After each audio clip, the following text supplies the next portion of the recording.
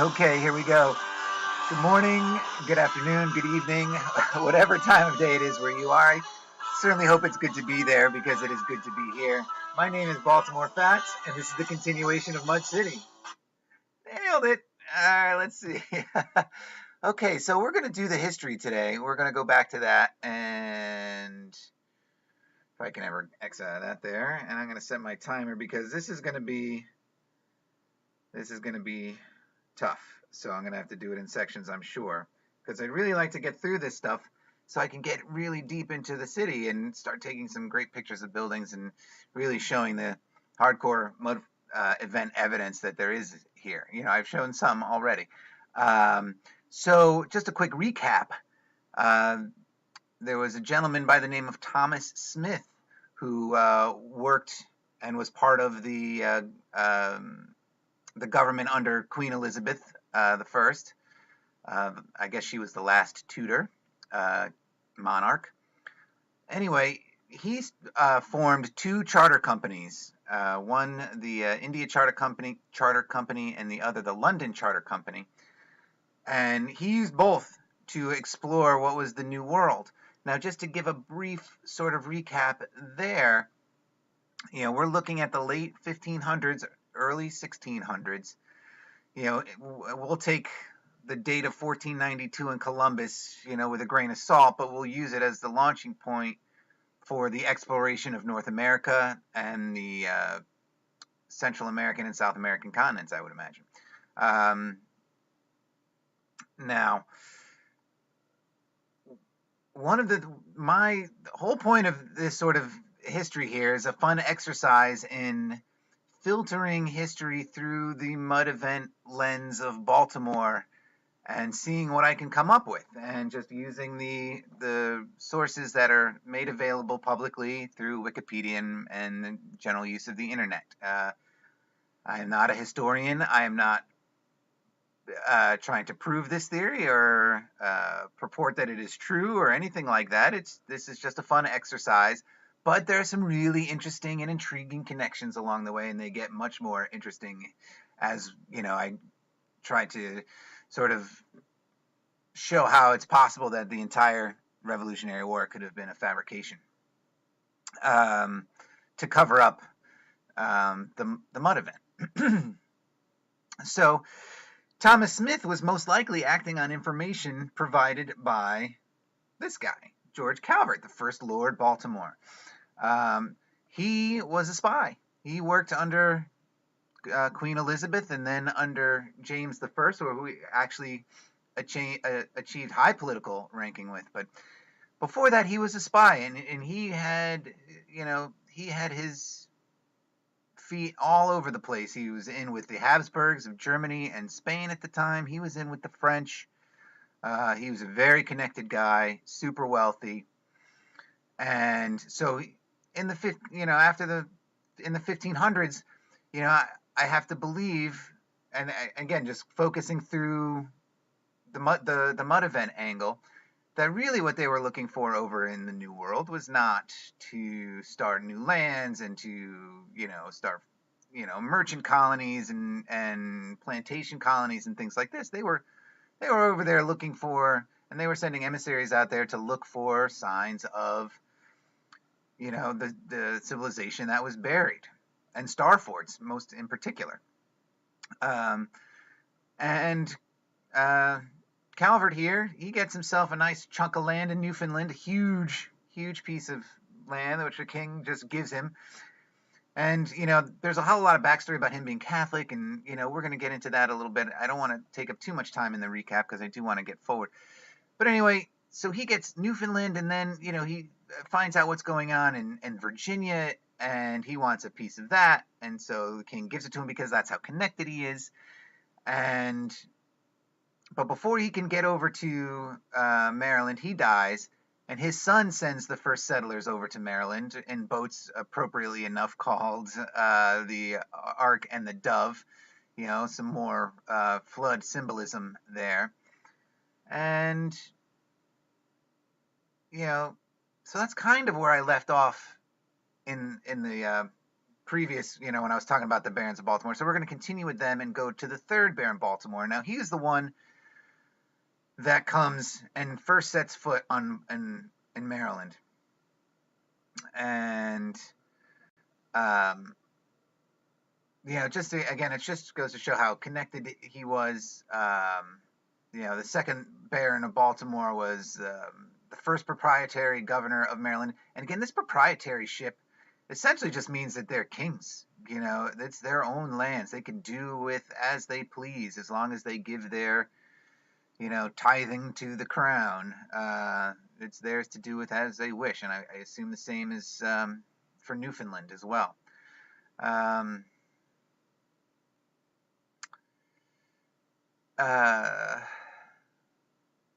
Let's see if I.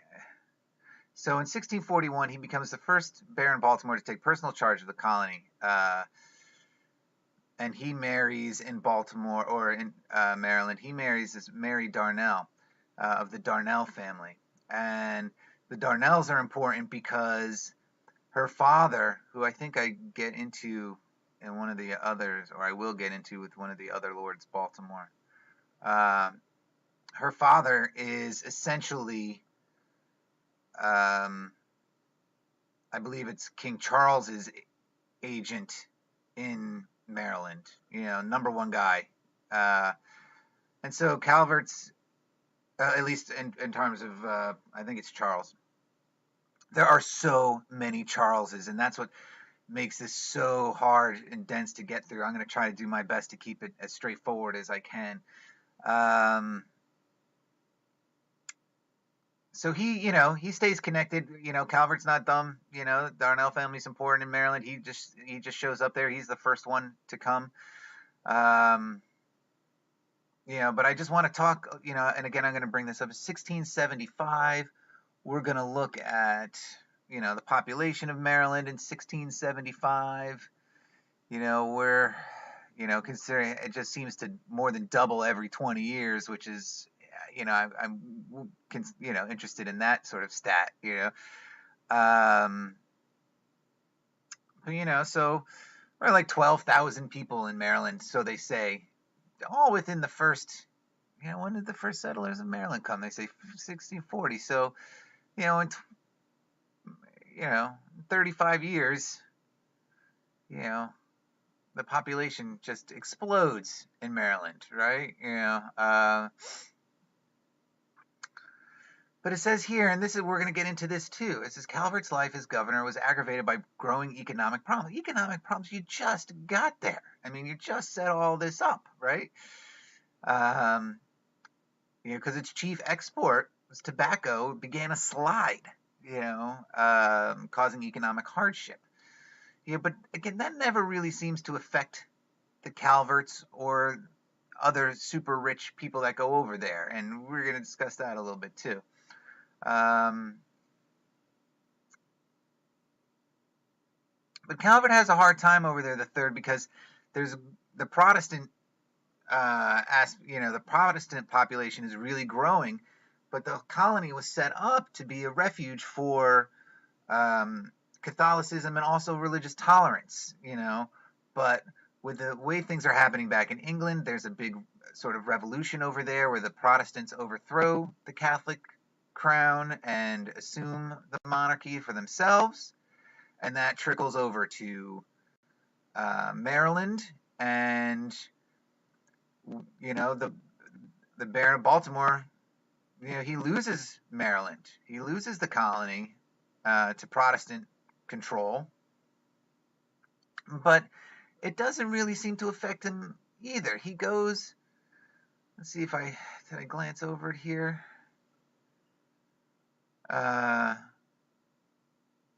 See, it says, okay, so it did not end, his political difficulties did not end with the loss of Maryland, as he was in connection in this Titus Oates plot, which I can't get into now. This is although his fortunes improved and he was made brigadier general and then rose to the rank of major general later in his life.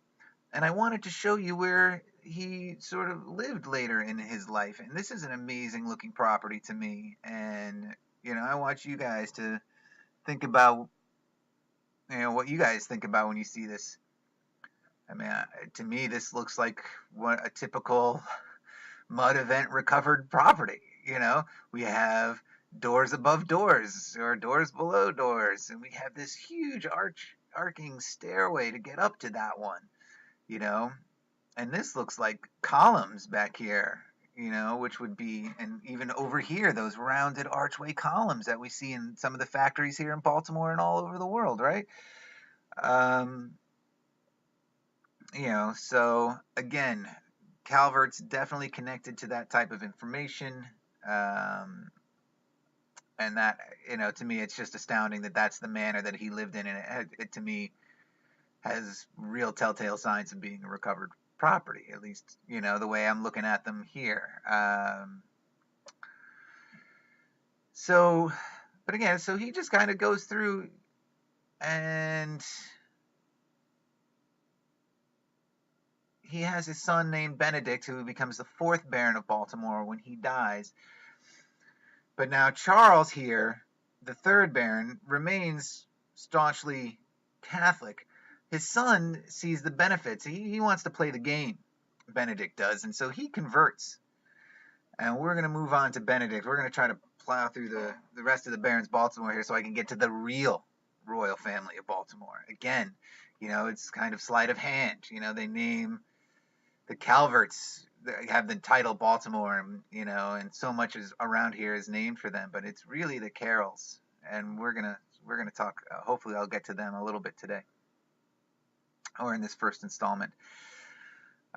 So again, he plays the game, and he immediately petitions King George for the restoration of Maryland. He said, "Hey, I'm a Protestant now. That land was all promised to my family. It was my family's land before the Protestant Revolution." And so King George thinks about this, but the Lord Baltimore, he dies when he's a young guy. He's only 36. He only outlived his father by 2 months, right? But King George says, "Hey, he's right. That all that land belongs to the Calverts." And so the young son, the grandchild of the third Baron, another Charles, it gets ridiculous with these Charleses, takes over. And so he was just a kid, and he comes over. Let's see.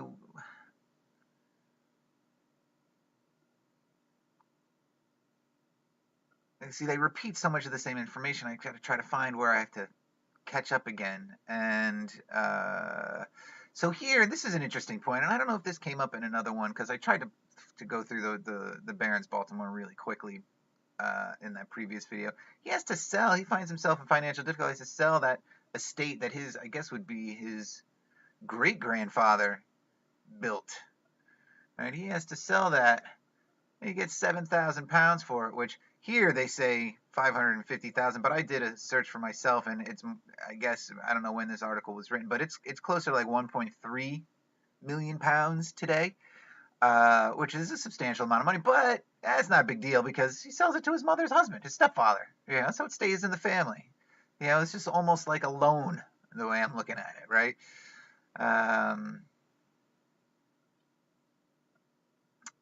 He appoints his brother to be governor of Maryland, but he dies. The brother dies of tuberculosis. And so Charles, the fifth Lord Baltimore, goes over personally and takes over. But he wants to resolve, there was a big dispute over the lands of Pennsylvania, and I kind of, in an effort to save time, I kind of skipped over this with Charles III there, the third Baron of Baltimore. But, the third Lord Baltimore makes some pretty bad deals with Pennsylvania, and he loses a lot of that land, and they try to fight it, but they don't win. But again, they don't seem to care. They kind of brush that defeat off.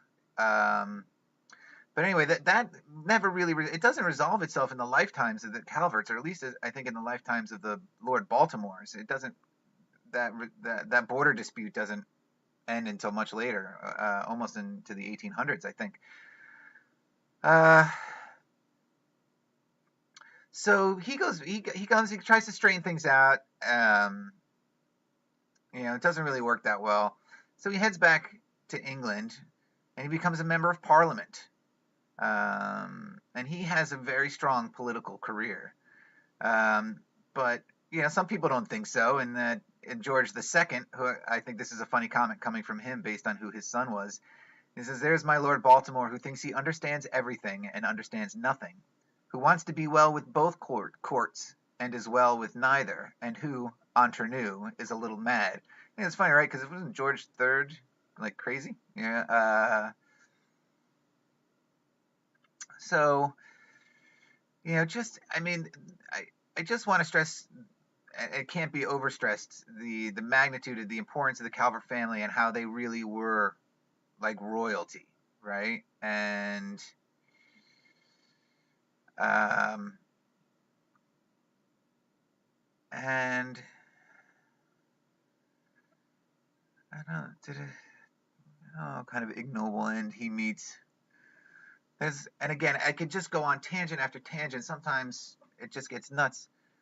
But I want to go to the last Lord Baltimore, and then I can get into the carols. Let's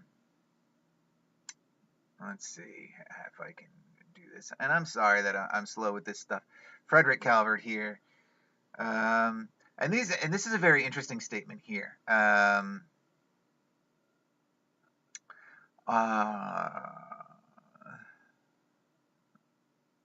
Until 1950, he was an English nobleman and the last in the line of the barons Baltimore. Although he exercised almost feudal power in the province of Maryland, he never once set foot in the colony, and unlike his father, he took little interest in politics, treating his estates, including Maryland, largely as sources of revenue to support his extravagant and often scandalous lifestyle.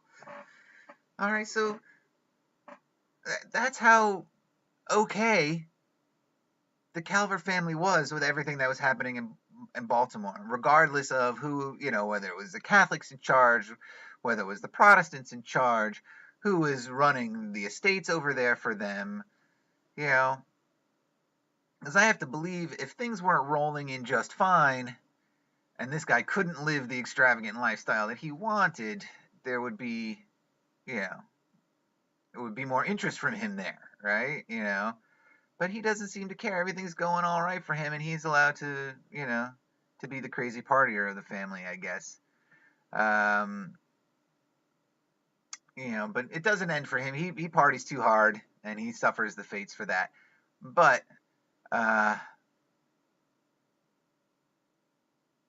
let's see, what does this say about? So I just want to kind of get to that. So we're running to the end of the Calverts here. I'm sure when I was first researching this, I had more information or better stuff to say, but it gets so confusing with all the Charleses, and I want to move the story ahead. So that's what we're going to do. And when I mentioned earlier about the third Lord Baltimore, losing proprietorship of Maryland and not being that, not really caring about that, is because he had this guy. This guy was on the ground in Maryland, and he was a major supporter of the Calverts and the Catholic interests. All right, and one funny thing I wanted to make, this is Charles Carroll, the settler, right? And he may be the first Carroll that comes over, and that's why they call him the settler, but I think I saw something where there was another one. But I just wanted to show, I don't know about you, but he looks an awful lot like this guy to me. He looks like KG, or H. Cage. I don't know about any of you, but it looks uncanny to me, right? But anyway, so I just thought that was funny. Let's get rid of Rage Cage over here.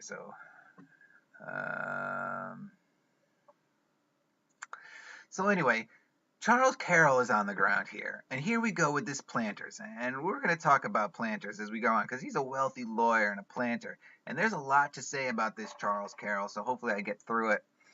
And then, there's so many more Carrolls and Charleses to come. And I think this is also one of the reasons why this area of history, especially in American history, is not paid much attention to. It is ridiculously confusing with all the Charleses. I mean, there's 18 Charleses. It's nuts. And so when you try to go look, it's like you can't figure out which Charles is who and what Charles did what, and who are all these Charleses? But here it says he supported Charles Calvert, which would be the third Lord Baltimore, not to be confused with the fifth. And so they talk about who his son was, but we're not gonna get that far ahead, right? So he was born in Ireland of Irish Catholic descent, but that his family lost his land in the English Civil War, but it wasn't that big a blow because a wealthy friend obtained some property and made the Carroll family the head tenant, or Charles Carroll's father the head tenant. And this rich guy here apparently takes a shine to Charles and sends him to school in France, right? So there's your French connection again. And you can see, how can I get up on these buildings? The types of buildings that we have here. And again, it's just amazing to me the uniformity of these brickwork buildings, and again, this looks to me like what I see in Baltimore. That's not a door, that's a blown out window, but so that's the type of places that these people are educated at, right? And they have a picture of this place. Look at that place. Again, this red brick, this looks like a factory or a warehouse, unbelievable. It looks like that brewery, this kind of looks like that relief for the brewery. You got tall cross here, and these antenna and everything. And I mean, at least they have some chimneys with some smoke coming out of them. Those are probably kitchens, and not even like bedrooms or anything. The tower of the church, the Twin Towers. Look at this. Look at that. If this isn't a dugout, like the first time they got in here, they had to come in up here and dig all this out. And you can see those great pictures of those ancient Roman, it's just, they just stack this stuff up, right? Who knows how many layers are below this? So interesting, that's where this guy, Charles Carroll, the settler, went to school. And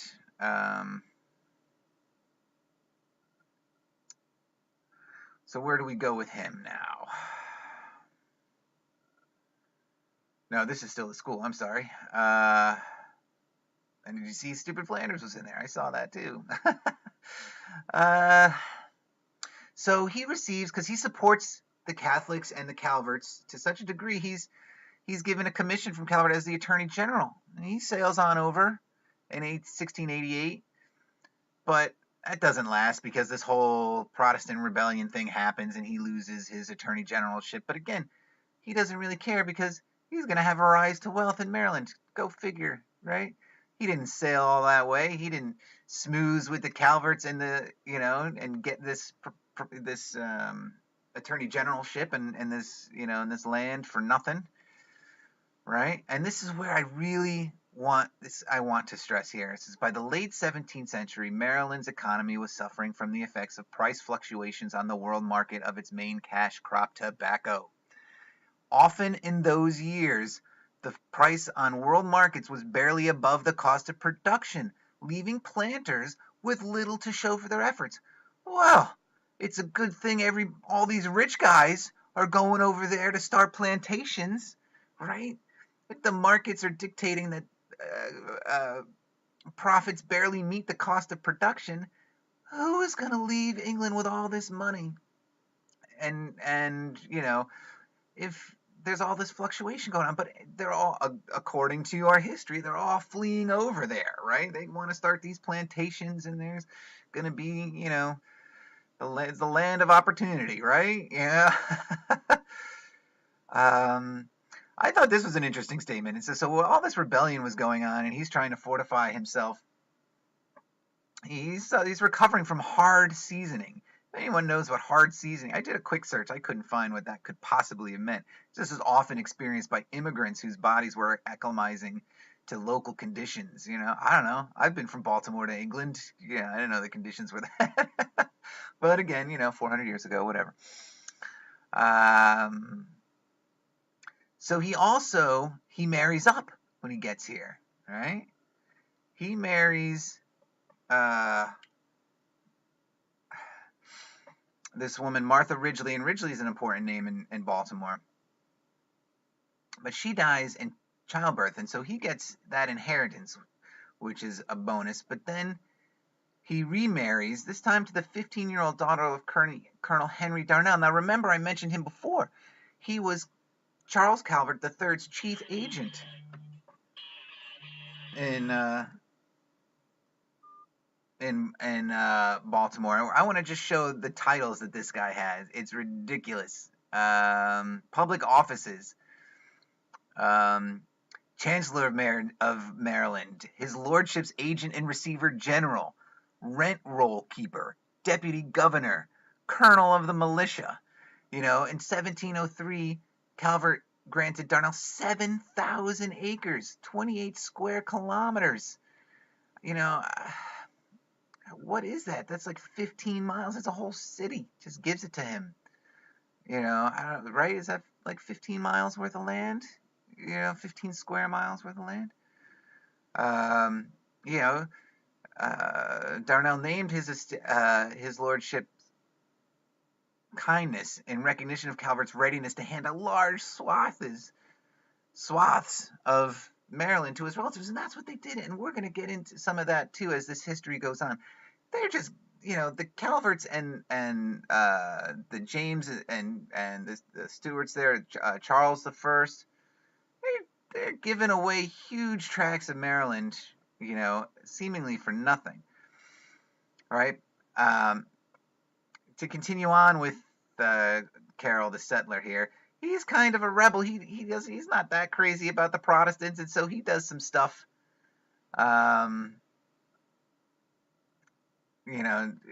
He gets in some skirmishes and stuff. There's some funny things to go in there, but again, just time-wise, I can't go into every detail.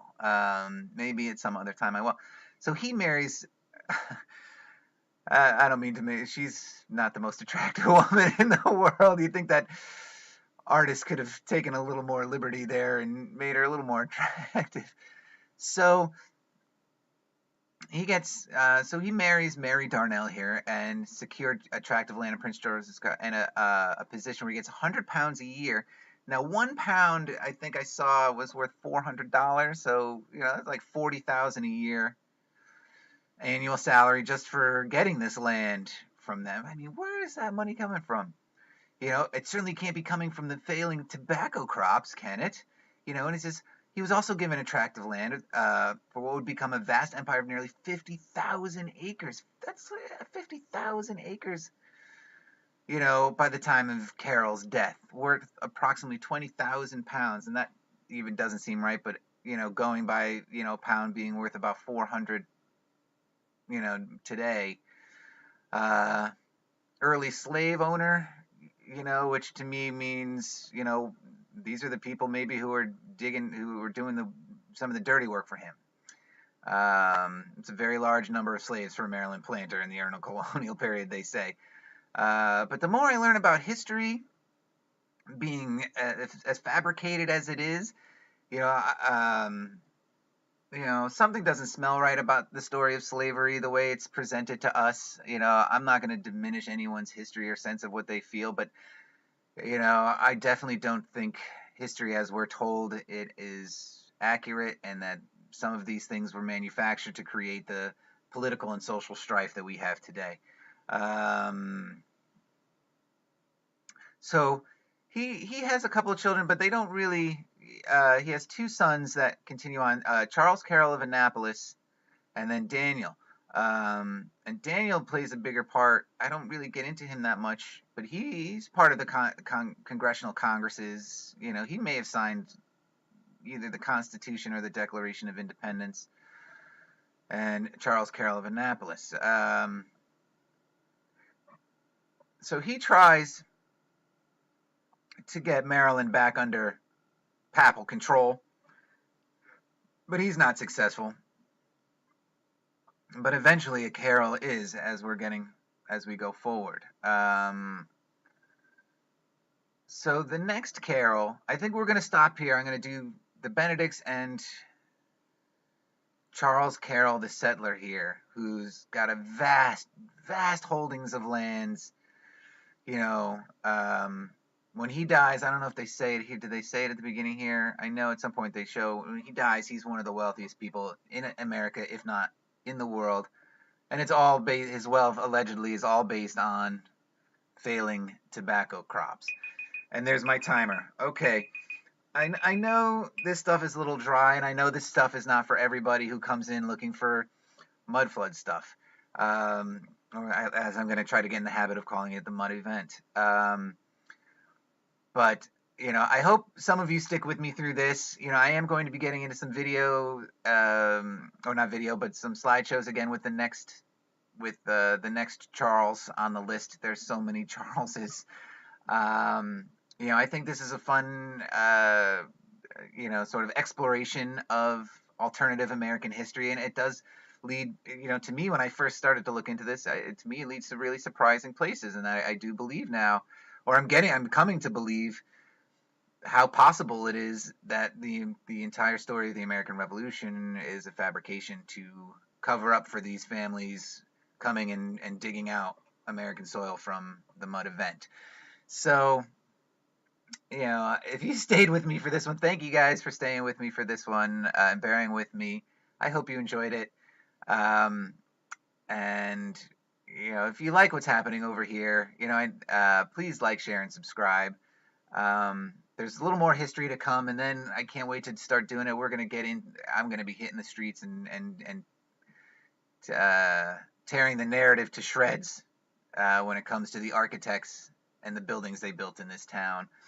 But I can't believe the journey that this has taken me on. I never thought I'd be exploring deep in this history, and I am starting to convince myself that these connections, that there's something to them. So anyway, until the next one, guys, thanks for tuning in. Cheers, guys.